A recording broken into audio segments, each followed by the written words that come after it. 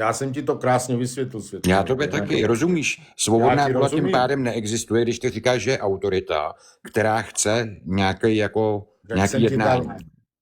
Já jsem ti dal příklad, i když půjdu k tobě na návštěvu. Bude to tvůj rodinný domek a řekneš mi, chovej se tu jak doma, tak stejně budeš reagovat na to, co tam dělám. Takže Bůh ti nechal slobodnou vůli, OK, ty se rozhodni, jak chceš, ale stejně on bude reagovat.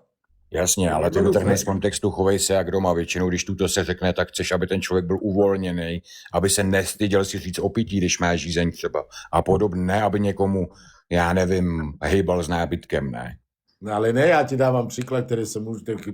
Pointa toho, proč Bůh rozhoduje o všechno. A další věc, když se podíváš už v Biblii, když tomu budeš věřit, tak jasně tam ukazuje, on svého věčného milujícího syna obětoval za nás a my bychom nebyli odsouzeni. A teď obětování syna mám taky velmi dost připomínek. On se neobětoval. Oni ho zavraždili na kříži. Obětovat se znamená dobrovolně zemřít. Oni ho odvedli vojáci k tomu kříži, to nebylo obětování. Jeho pozice šel dobrovolně. A hlavně, a co je důležitý je, on nedal svůj život, on věděl, že je nesmrtelný. A jakou váhu má to, že nesmrtelný člověk se na chvilku nechá na oko pro lidi zabít, když věděl, že stejně potom bude živej? OK, a příklad Abraham. Dám ti příklad taky z Bible, tak citujeme Bible. Dám ti příklad z Bible. Abraham věděl, když Bůh mu řekl, obětuj svého syna, že bude vzkřísený? Věděl, ale stejně ho to bolelo. No a přijde ti normální, že Bůh, který je plný lásky, chce po otcovi, aby podříl svoje dítě? Bůh, tady jde o to, aby si uvědomil, Bůh, jak je milující, protože Bůh je láska, tak je plně spravedlivý, dokonale spravedlivý. Takže on s tím svým synem ukázal tu rovnováhu, protože kdyby nebyla oběť dostačující, tak by, tady jde o to. On, i když řeší svět, je pořád celý svět je zkažený, on ho neodsuzuje, to vidíš, pořád žijeme. Ale tady jde o to, že ho neodsuzuje, neodsoudil, jo, řekneme to biblicky, aby se neodsoudil, třeba starý zákon, jo, tak tam neukazoval svoji spravedlnost, jenom svoji lásku, OK? Ale kdyby nás odsoudil, jo, kdyby zničil ten svět úplně, tak by ukázal svoji spravedlnost, protože to je zločin proti němu. Ukázal svoji spravedlnost, ale neukázal by lásku. A Ježíš Kristus to vyrovnal na kříži. Ukázali Boží lásku i plnou spravedlnost. Proč? Ale teď ty tady obhajuješ krev láskou. Teď on chtěl, aby podříznul Izáka na poslední chvíli ho zastavil. Ne, nerozuměl si. Já ti chci, ta krev, to je ta spravedlnost, protože on byl odsouzený místo nás. Ale láska je to, že dal svého syna, aby jsme my nebyli odsouzeni. Chápeš?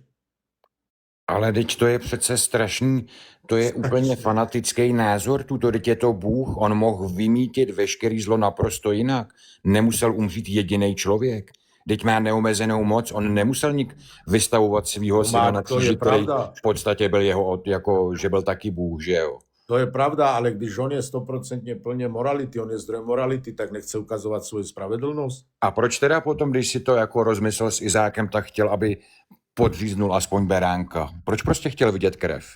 Kdo? No Bůh. Nebo ovci, nebo co ono to jako tam bylo. Jako ve starém zákoně myslíš, jo? No. No tam jde o to, že když se na to podíváme z toho, tak je tam ta zlost se vylívá, Boží hněv za hřích na oběť další. OK? A zvířata nejsou tak cenné, jak člověk. Chápeš?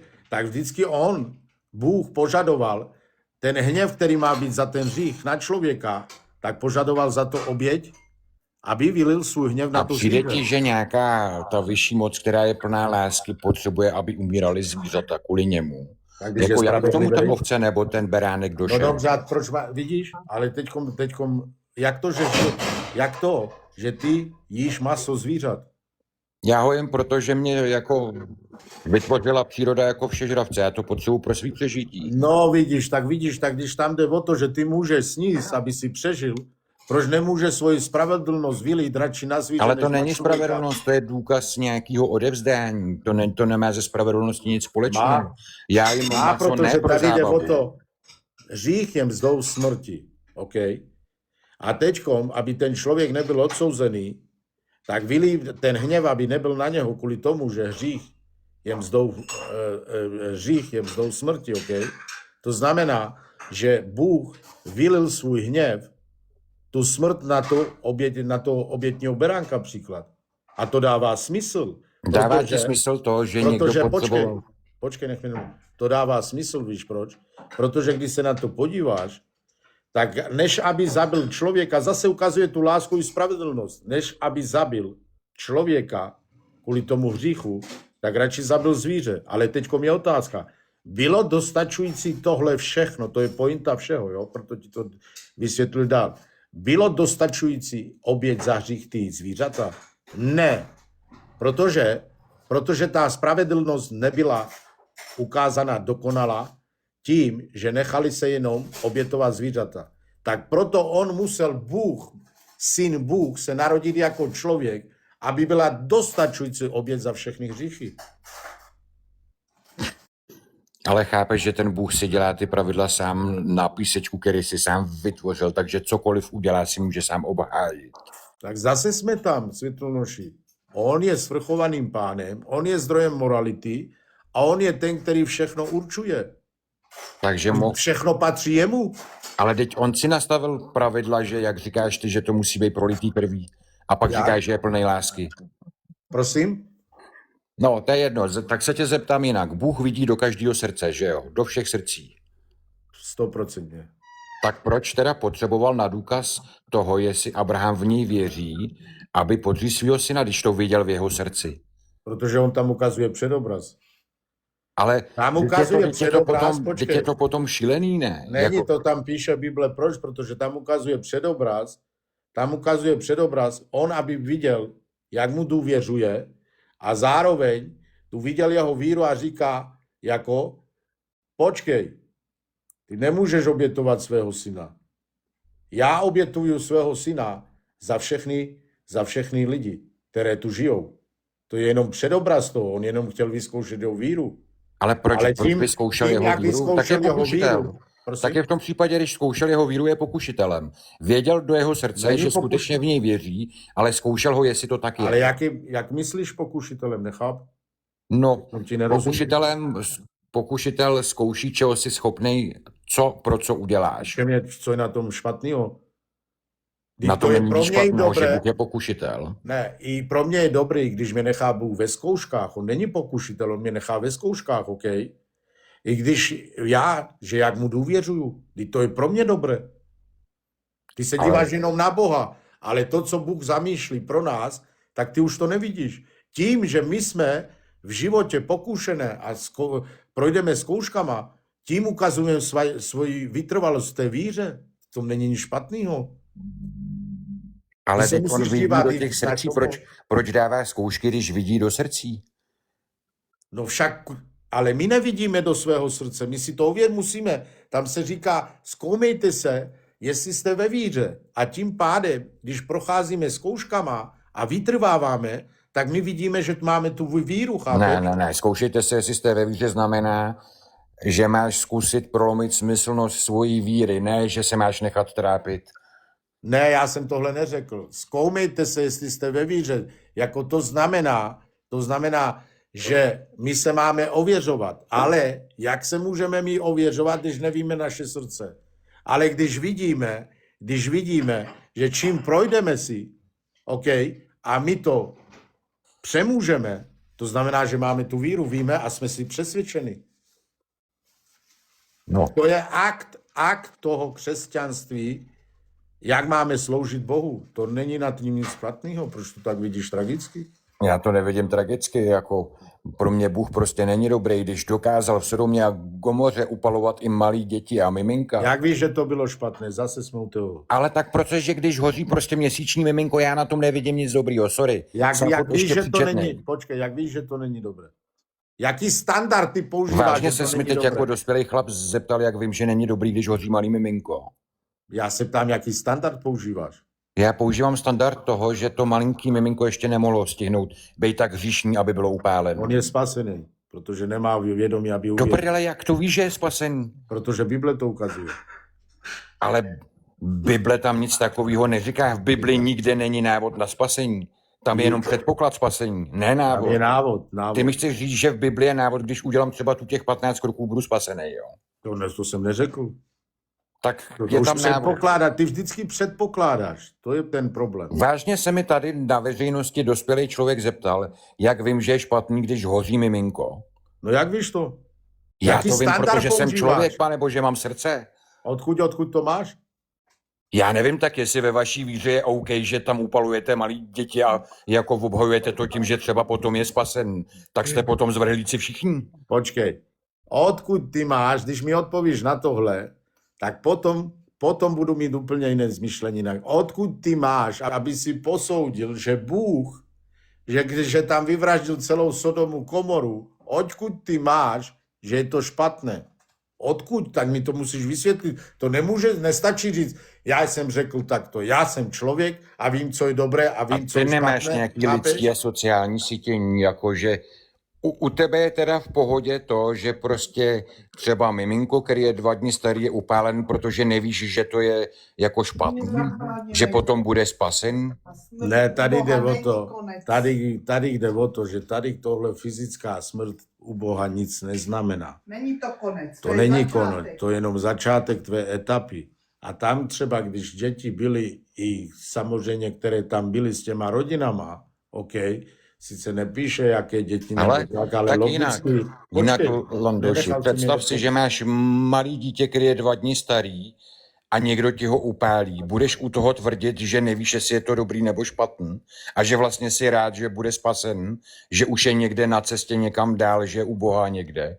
Tuto Ne, můžeš tvrdit. já můžu to říct, protože já mám to od Boha, ty to nemáš, ty nemůžeš rozhodovat takové věci. Ale ty nemáš To od je Boha nic. pointa. Ty máš od Boha to samé, co já, život. Ty Ale nemáš ty- nic navíc, než jako Ale ne, já nemám. já když třeba vidím, že zabijou mého dítě 2letého, já můžu říct, že je to špatné, protože vím, že mi to dal Bůh, abych posoudil, že je to špatné. Ale ty říkáš, že Bůh neexistuje, tak odkud to máš? Já jsem nikdy neřekl, že neexistuje. Před chvilkou si řekl, že nevěříš tomu. Já nevěřím tomu, že je dobrý, ne, že neexistuje. Musíš Jo, poslouchat. Aha, dobře, no dobře, tak teďko, když ne, dívej, příklad, Adam a Eva, jo? Adam a Eva, to je začátek. A teďko Bůh jim říká, nejeste z toho stromu, pokud ten den jíte toho stromu, jistě zemřete. OK? Takže potom přišel ten zlej, který byl proti Bohu a řekl, jeste, určitě nezemřete, ale budete jak Bůh. Teďko ona se rozhodla, co je pro ní dobré podle svého uvážení, ne? Protože když budu jak Bůh, to je nejlepší asi, ne? A udělala a byl to velký pád. To znamená, tady nám ukazuje Bůh, že mu máme důvěřovat. On rozhoduje, co je pro nás dobré. Ne co my, protože my, co vidíme v našich očích, že je dobré, v jeho očích to může být špatné. A v obráceně, protože on je dokonalý, všude přítomný, vševědoucí, všemohoucí a my máme limitované mozky. To znamená, z našeho limitovaného myšlení my přemýšlíme tímhle způsobem. Ale v jeho očích to nemusí být dobré. I když my si myslíme, že je to dobré. Nevnímáš náhodou, že to, co mi tady přednášíš, už není víra v křesťanství, ale čirej fanatismus. Já jsem fanatik, protože já jsem fanatik v tom, že budu mít věčný život. A je fanatismus zdravý náhled? Záleží v čem. Jak ty, že jsi fanatik, počkej, jak ty, že jsi fanatik sám sobě, tak to je nemocné. Když budu fanatik sám sobě, tak nemůžu ublížit někomu jinému. Aha, dobře. Jako když tady jako dospělý člověk, který se, řekněme, schovává za Boha, říkáš, že nemůžu vědět, že když někdo upálí miminku, jestli je to dobře nebo špatně, tak Já je něco jsem hodně neřekl, špatně že s tebou. nemůžeš. Já jsem řekl, odkud to máš? Ptal ses mi, jak to vím, ale já si myslím, že každý, kdo má trošku No. zdravý rozum, jo, a nějaký, řekněme, citění a srdce, tak prostě pozná vždycky, že když hoří malý miminko, že to je špatně. Odkud to A ty máš? tady říkáš, že ne, že to je na Bohu, jestli je to dobře nebo špatně. Odkud Nebo to že máš? on s tím měl ten závěr. Já jsem řekl, že když vidím, bude to špatné, tak jsem s tebou souhlasil, ale moje pointa je někde jinde. Odkud máš, aby si posoudil, že je to špatné? Jak mluvili jsme o Sodomu Komoře. No jasně, tam hořel i miminka, No který, však, no který právě byli odkud třeba to bez máš? hříchu, že jo? Odkud to máš, aby si to posoudil, že je to špatné? Protože Bůh, co dělá, je všechno dobré. Všechno, co Bůh dělá, je dobré, jo? V našich myšlení je to špatné. No. Aha, no tak to už je fanatismus, ale potom. Co? To už je jako čirej fanatismus, protože ty říkáš, že i kdyby zapaloval lidi, mučil lidi, tak u nás to je špatné, ale pro něj to je správně a protože v ní Ne, věří, my tak je to taky důvěřujeme dobré. Bohu. Ty to tak vysvětluješ. My důvěřujeme Bohu. No, protože jste jako slepý ovce, jste pivovarský koně, který táhnou A co nějakou když- kládu za A sebou. co když jestli si ty slepá ovce? Já nejsem slepý ovce, já jako sám si můžu rozhodnout, co cítím, že je dobrý a špatný a A to nepotřebuju má- vyšší a to máš autoritu, od aby mi koho? to posvětila. To máš od koho? Že se můžeš rozhodnout. To mám od Boha, protože ten mi dal svobodnou vůli. No Podle vás vidíš, teda. tak teďko. Ne, odpověz. Vidíš, tady jde o to, že ty pořád, co se bavíme, ty, i když to víš, tak to chceš popírat. To máš od Boha, ne podle nás, to máš No od ne, Boha. tak musíme najít nějakou, řekněme, nějaký společný mustr na tu řeč. Tak já se bavím ve vaší víře, že i já budu předpokládat, že i mě stvořil Bůh, i když to je hloupost, jo, mě stvořili rodiče a ty zase jejich rodiče a takhle až někam prostě do pravěku, tak mě dal tu svobodnou vůli podle vás, abych já rozhodnul, co cítím, co je dobře a špatně. To máš od Boha. No to mám od mýho inteligentního otce, jako já jsem No dobře, docela ale z vzdálený člověk. generace to máš od Boha. Jo. Ale to můžeš říct na všechno, že to je od Boha, že ať se stane cokoliv, tak je to Tak dobré. když my říkáme, že Bůh je stvořitel, tak to potom co? Dává to logiku, ne? Nedává to absolutně smysl. Tak není... Když říkáme, že Bůh je stvořitel, on je pánem všeho stvoření, tak když říkáme, že máme od Boha, to nedává logiku? No jako pro vás jo, pro vás fanatiky jo, pro mě jako pro inteligentního člověka ne, já nejsem fanatik. Já mám rád fakta. Však my máme taky rádi fakty. Teď se bavím s tebou úplně o faktech. Jenom Ale ty teď- nemůžeš pochopit, že Bůh je všemohoucí existující bytost, je fakt, který všechno rozhoduje a má nad čím kontrolou a on rozhoduje o veškerou moralitu na tomhle světě a co se stává a všechno, že třeba když něco dopouští a takové věci, nemáme mu to přisoudit, protože to už je naše hříšní podstata, ale stejnak má kontrolu nad celým světem. Takže když má kontrolu nad světem a tobě se ten svět nelíbí, tak dělá něco špatně teda. Ne. Teď Dělá jsem ti všechno říkal, správně. lidi dělají špatně, ne? Nemůžeme to přisoudit. Ale jsou věci, které třeba lidi neovlivní, jako třeba, že někomu, já nevím, v roce umře malá holčička na leukémii. Jak do toho zasáhli lidi? Proč Bůh bere rodičům jejich malí děti, když to řídí Bůh? Odpověz mi na to. Tam jde o to, že to je pád Adama. Máme hříšnou podstatu a musíme umírat. Ale Musíme umírat. musíme umírat v 1 nebo ve 2 letech. Tak to dělá ta hříšní podstata.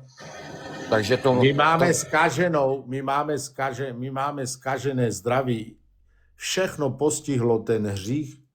Ale teď ty říkáš, že Bůh má neomezenou moc. Proč nezachrání aspoň ty miminka? A neudělá Zachránil, dal svého jednorozeného syna za nás.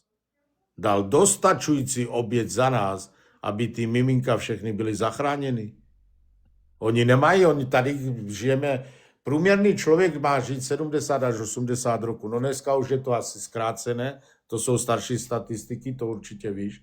Ale tohle je jenom kapka v moři, protože to, co pro nás Bůh připravil, tak my mu máme pořád jenom za to děkovat. Měl by si odvahu tohle přednášet na dětské onkologii, kde umírají dvouletí děti? O těm jako, co tam čekají na smrt toho Jejím dítěte. rodičům ano, 100%.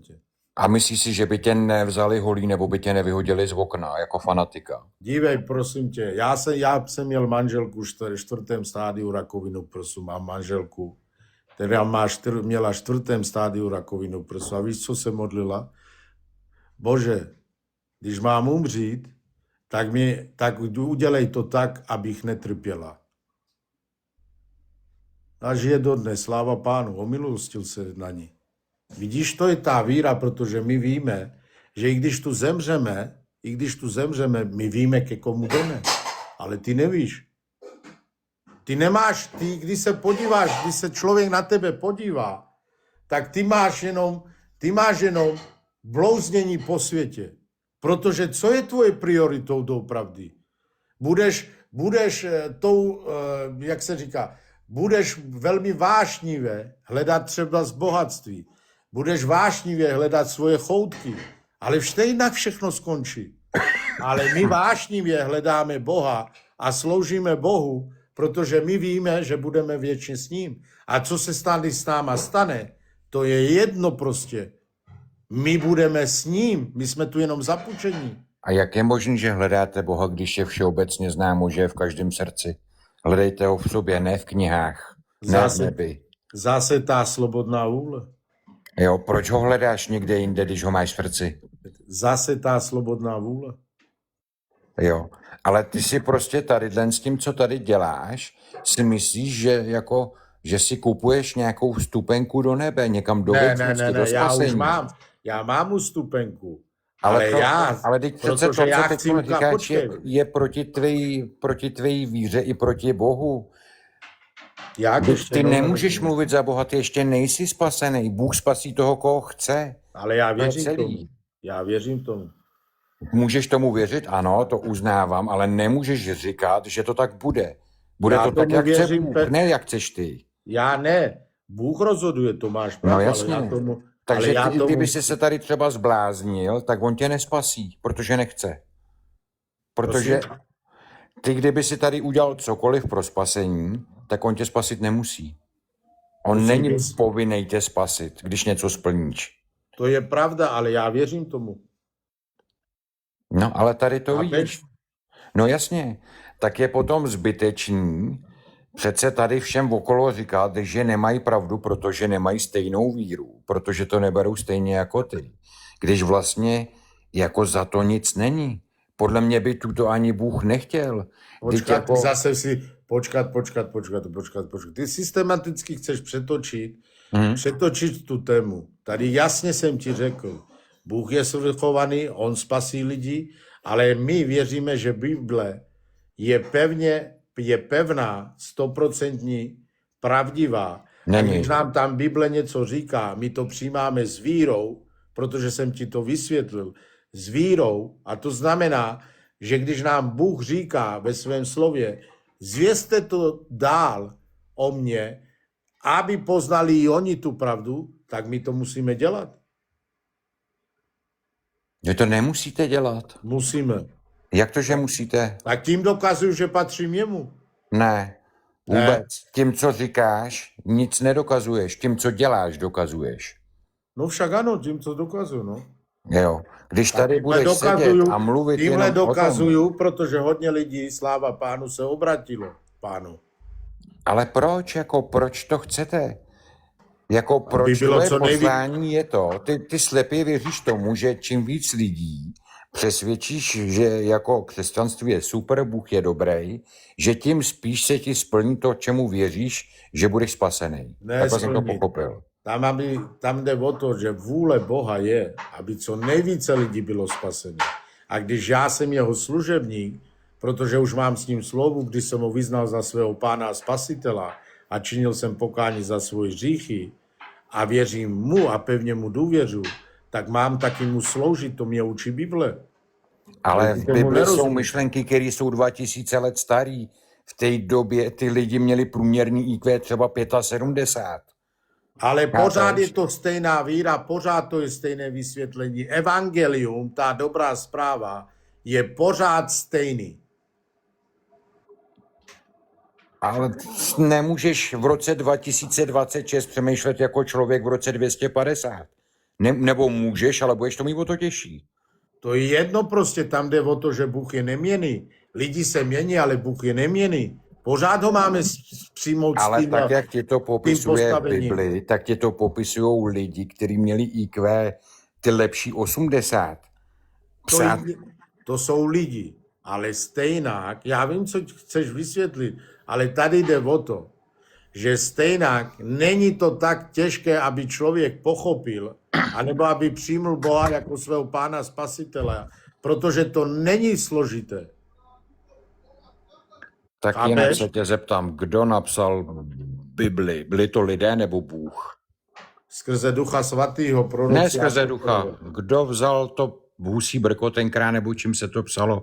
Kdo to na ten skrze ark Ducha napsal? Svatého apoštolova proroci, to byli lidi.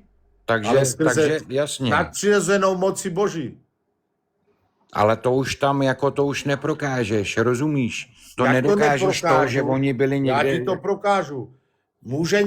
Můžou zemřít 50 milionů kvůli jedné stejné věci? Ale tak ty lidi umírali díky víře, protože se díky té víře, která je skvělá, plná lásky, bojovalo a prolévala krev. OK, ještě jednou. Může kvůli jedné věci, odpověz na otázku, můžou zemřít 50 milionů kvůli jedné věci? Můžou, když to budou fanatici jako ty, samozřejmě, že můžou. Fanatici to jsou? Oni Jo. nejdou. Jak můžou být fanatici se uzavřou a oni se zabijí? A nebo jsou takové, které jsou fundamentalisté, které mají to nařízené, aby se zabili, aby zabili jiné. To souhlasím. Ale tyhle křesťané, oni šli dál zvěstovat a kvůli tomu, aby zachraňovali tu pravdu, tak umírali. Aby zvěstovali tu pravdu, to Boží Oni slovo, umírali, aby ochránili. zachraňovali pravdu. Chápeš? To není jako, že ano, to souhlasím. Jsou fanatici, které se uzavřou a zabijou se. Ale tady jde o to, že po celém světě se něco šířilo a to, co se šířilo, je z Božího slova a ty lidi kvůli tomu umírali. To je velký rozdíl. A Ale teďko ty mě si teď otázka, úplně překroutil může být dějiny. taková náhoda, že kvůli té stejné jedné věci slobodně šli, aby zvěstovali něco a zemřelo 50 milionů lidí? To nemůžeš vysvětlit. To musí být, ale to ty musí si tady být úplně nadpřirozené. překroutil celou historii. Jak to? No teď protože křesťanství se vyváželo jako Amerika demokracii, přijeli tam tenkrát na koníky se štítama v rukách a kdo měl jiný vyznání a kdo s nima nesouhlasil, tak ho prostě utiskovali, šikanovali a zabili. To Teď není z pravda. historie máme desítky a stovky různých příběhů o tom, Ale co zase- dělali ti, kterým zase ty tvrdíš, kontext. že vysílali pravdu. To Zase nebyla žádná kontext. pravda přece tenkrát. Světlonoše, zase kontext. V 7. století byla invaze velká na křesťané, to víš? A trvala 500 let? No, super, já ti taky můžu říct, že v roce 1200 se oblíhal Tripolis Tak a ty že tam nevěříš ani přijeli historickým lidi, faktům. kteří měli kříže na krku. Muslimové nepřišli do křesťanské státy, aby je zničili, křesťany? To mi chceš popřít? Ale Takovou tady velkou vidíš, historii? jak nedává smysl to, že oni zvěstovali pravdu. Oni tlačili jiným národům svoji víru, to je něco jiného.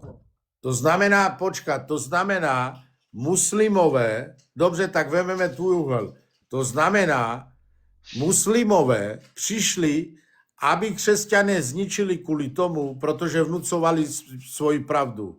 Ale jak to, že oni nás pozabíjeli, křesťany, kvůli jménu Allahu? Ale jasně, Nedává že to ti bylo smysl. vzájemné a to se ti snažím říct, že to nebyla žádná pravda, to bylo jenom natlačení víry to někomu, už kdo ji není nechtěl. pravda. Ať je to od muslimů, křesťanů nebo někoho jiného. Takže je to kvůli tomu, odpověz na otázku, je to kvůli tomu, že křesťané chtěli potlačit lidi k tomu a přinutit, aby uvěřili Pána Boha, anebo muslimové chtěli prosadit svoji víru. Odpověz na otázku. Já si myslím, že to bylo půl na půl, protože to jsou stejný blázni, jako jste potom vy, když kvůli víře, kterou tvrdím, že je dobrá, musím válčit a zabíjet, tak Dobře, jsem právě děkuji. prohrál. Dobře, děkuji ti, ahoj. Mohla bych k tomu říct jednu věc? Můžeš, Ahoj. Adelko. Ahoj. Nejsem křesťanka, jen abychom věděli, já jsem ještě trošičku dál. A mám ale jednu věc tady k tomu, jednu myšlenku. Víš, když se bavíme o tom, že křesťané, muslimové, kdokoliv, zabíjel kvůli víře, bavíme se o lidech. Nebavíme se o Bohu. Bavíme se o tom, co se rozhodli udělat lidé ze své vlastní svobodné vůle. Nikde není napsané, že se takhle má zabíjet. Nikde není napsané, teda v Koránu možná ano, bavíme se teď o křesťanech. Koránu Nikde mají. není napsané, ano, křesťané ale ne. Hospodin to prostě neříká. To znamená, byla to chyba lidí. Lidé za to byli souzeni potom a byli za to nejspíš odsouzeni, možná doteď hnějou v pekle, nikdo z nás to neví. Ale nemůžeš prostě říct, že to chtěl Bůh, protože to nikde není. No ale Chápeš? když tu ten Bylo to pán tady lidé. tvrdí, že to bylo jako dobře, nějaký můžeme se rozsévání bavit- pravdy, můžeme tak to se asi bavit- není ono, ne? Můžeme se bavit o tom, že to byla chyba. Víme to všichni. Historie je krvavá. Ze všech Počkej, stran. Adelko, ale když se bavíme o tom 7. století až do 11. tam z ničeho nic napadli muslimovi kult, protože vznikla No, ta tak víte víra. co, pane Landoši, to se zase můžeme bavit o tom, že křesťané unášeli židovské děti Ne, a dělali ne, pogromy na To Židy. jo. nechci říct. Takhle to můžeme, ne, ale tady jde o to, že můžeme pořád, ano, byli to muslimové, byli to lidé, možná oni to mají v Koránu, ale já Ano. jsem se tady snažila obhájit to, že ano, byly prostě odporné věci, které se v historii děly. Všichni to víme. A bylo to úplně jedno, jestli to bylo křesťanské vyvraždění Ameriky a katolizování vlastně každého druhého. Není to boží zákon. Mně jde o to poukázat na to, že ano, dělo se to. Ano, bylo to krvavý. Ano, je to historie. Ano, můžeme se z toho poučit, ale bylo to rozhodnutí lidí. Nebylo to rozhodnutí Boha. Tak To je vidíš, nedůležité. vidíš teďkom Adelka, která ona má jiné věrovyznání, ona je judajská, okay? Tak stejně říká, že to zlo, co dělali a dělají, to dělají lidi. Že nemáme to přisoudit Bohu, vidíš? No jasně, ale ty lidi poháněla ta víra a ty si před chvílí říkal, že to bylo jako rozsévání pravdy po světě, ale bylo to jenom jako tupý zabíjení lidí jiných názorů, ať už od muslimů nebo od křesťanů. Já nemluvím o těch válkách. Ty si dal příklad, já jsem ti to řekl, vysvětlil, protože ty si říkal, že ve válkách, jako, ale to není pravda, protože muslimové začali křesťané napadávat a bránili se křesťané od 7. do 11. století. Ale tady jde o to, moje pointa je, může 50 milionů lidí, ještě jsem ti vysvětlil, co znamená fanatismus, když se uzavřou a zabijou se. Ale teď se před půl hodinou prohlásil za fanatika taky. Ano, v tom, že já mám v tomhle jaký fanatismus, protože já věřím Pánu Ježíši Kristu, že mi dá věčný život. No, ty v to věříš, ale to není skutečnost, to je základ To je nějaký moje tvojí víra, víry, to že jsem jo? ti říkal, to je moje víra. Jo, jasně, tuto už jsme probrali, ale teď přece nemusíš jako tady zápasit s jinýma vírama, že nemají pravdu, protože oni věří zase něčemu jinému. Ale jenom je jedna, podle pobožného názoru, jenom jedna pravda tě může spasit. Ale ty to čerpáš z knihy, kterou taky psali lidé, tu knížku nenapsal Bůh. Prosím? Náhodou starý zákon Bůh napsal, jen tak mimochodem. Jako Tak Bůh nikdy nic nenapsal, nikam na papír nikdy nenapsal. A dokonce, kdyby si četl starý zákon, četl jsi starý zákon? Máš ho přečtený? Jako kousek jsem četl, ale jako takový to, že se tam fakt jenom sekali lidi a znásilňovali ženy. Já mám radši lepší knížky. Určitě ne, určitě to takhle není, to je jedna věc. Není, a druhá věc je, ne. A druhá věc je, Mojžíš sám řekne Hospodinu do očí, pokud vyhladíš tento národ, vymaž mě ze svých knih. Takže ty mi tady, Adelko, tvrdíš, že starý zákon je míru milovný. Já jsem si tam četl o tom, jak měl třeba dceru a tu musel dát jako davu a tu znásilnili a pak jí měli jako rozsévat takhle po svatý zemi rozsekanou na kusy. To jsme četli asi každý jiný starý zákon, ne? Která je znásilněná, je dcera Jákovova a ta dojde, samozřejmě je to nešťastný. Ale ono se znásilňuje i dnes, že jo? Takže to je jedna věc. Ale já tě jenom říkám, že ta kniha je jako plná násilí a krve. Nic jiného. nech mě mluvit, její bratři ji pomstí a násilníky zabijou. Jen tak mimochodem. Ctí svoji sestru. Rozhněvají se a zabijou celé to město, protože zneuctili jejich sestru. Jen tak mimochodem. Nikdo to tam ale ty mi tady říkáš, že dneska se to taky děje. Já ti říkám, že starý zákon je plný hnusu a ty mi říkáš, že ne. A pak vyndáš ten hnus a říkáš ho tady nahlas. Svět je plný hnusu. Ale teď svět řídí Bůh podle tady toho pána, tak to by ten Bůh asi to měl dělat nějak líp, ne? Celý potom. Ne, ty si řekl, že slobodnou vůli máš, tak oni nemají slobodnou vůli, aby se rozhodli pro to zlo? To nedává smysl potom. Já jsem židovka. Mně stačil tady rozhovor s pánem, který řekl, že je v pořádku, když hoří malý miminko, že nemůžu rozhodnout, jestli je to dobrý nebo špatný, že tu autoritu má Bůh. A že všechno, co udělá Bůh, je správně, no, tak jo, tak OK. Prohlásil se za fanatika a to já vlastně jako víc nepotřebuju. Pokud mi tady dospělý chlap říká tady to, že nemám právo rozhodovat, co je správně a co je špatně, když vidím malý dítě hořet, tak to potom jo. Ne, stop. Já jsem ti řekl, odkud to máš, že dokážeš posoudit, co je dobré a co je zlé. A v kontextu toho jsme se bavili, že v Sodomě a v Gomoře hořely i miminka a těhotné ženy. No a ty si řekl, že nemůžu určit, jestli je to dobrý nebo špatný. No tak jsi potom prostě blázen. Promiň, ale jsi blázen. Počkej, Adelko, počkejte, aby tu Ty nemůžeš to určit, protože ty to popíráš, od koho to máš. Já to můžu určit. Chápeš pointu? No, jasně. Ty to popíráš, ty říkáš ze své inteligence, dokážeš posoudit, co je špatné a co je zlé, a to je nesmysl. To je nesmysl přece. Ano, je to nesmysl, ty to od někoho musíš mít, protože zdroj morality je Bůh, ne ty. Ne, zdroj morality je učení a zkušenost, ne Bůh. Úplně se dohadujete zbytečně. Já bych se jenom chtěla zeptat, když jste nečetl starý zákon nebo Tóru a argumentujete Gomorou a Amorií, Sodomou a Amorií, prosím vás, četl jste to, že Abraham, teda první člověk ve víře, první smlouvy s Hospodinem, se hádal se samotným Hospodinem a snažil se ta města ochránit? Ano. Četl jste to? A co to mění na tom výsledku? Mění to na tom výsledku, že možná Abraham cítil to stejné, co by nechtěl, aby tam ti lidé zemřeli a říkal, kdyby tam bylo 50 dobrých, zachráníš je, stačilo by ti 40, až to dohádal do jediného člověka. No a to byl Lot, že jo, s jeho ženou. To byl Lot, jediný, který uposlechl. Dva byli Lot a jeho žena. Jeho žena se otočila z kameně. 4 byli. Lot, jeho žena a jejich 2 dcery, když už jsme teda u těch počtů. Tak to o těch dcerách nevím, no. Říkám, já nejsem takový fanatik, abych v tom ležel jako furt. Ale jako tvrdit, že všechno, co udělal Bůh, že je dobrý, i když máme příklady, že je omylnej a že prostě zabíjel lidi, jo, je prostě fanatismus. Nikdo neříká, že Bůh je dobrý.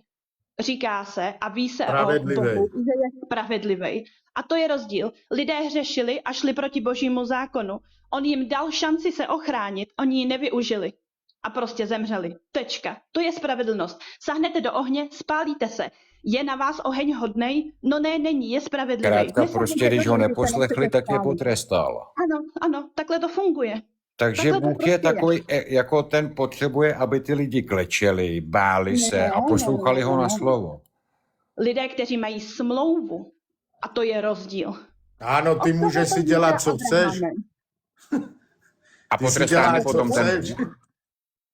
My do té smlouvy vstupujeme dobrovolně. Ano. Nám to dává smysl. To je naše ono totiž jako, já jsem zjistil jednu věc, že věřit je jednodušší, než být svobodnej. No, ono to tak úplně není, víte, jako v tom židovství vám můžu říct, že to není dobře, úplně... Dobře, Adelko, prosím tě. Adelko, prosím tě. Moje pozice je křesťanství, tak nechci, aby si tam tlačila svoje to, prosím tě. A proč nemáš respekt jako k jiným? Tak právě to chci vysvětlit. Pokud chceš mluvit o Bohu, aby se argumentovala, to můžeš, ale moje pozice je jiná. Tak tě prosím, snaž se na tuhle tému, jak on přisuzuje všechno Bohu, a proto je takový a takový. OK, Adelko? Jo, v pořádku. V každém případě já jsem mluvila o sobě, protože nejsem křesťan. Já nevím, co křesťané musí a co nemusí, co dělají a co nedělají. Já musím jít. Mám návštěvu, mějte se, zase někdy přijdu. Hezký den. Ahoj.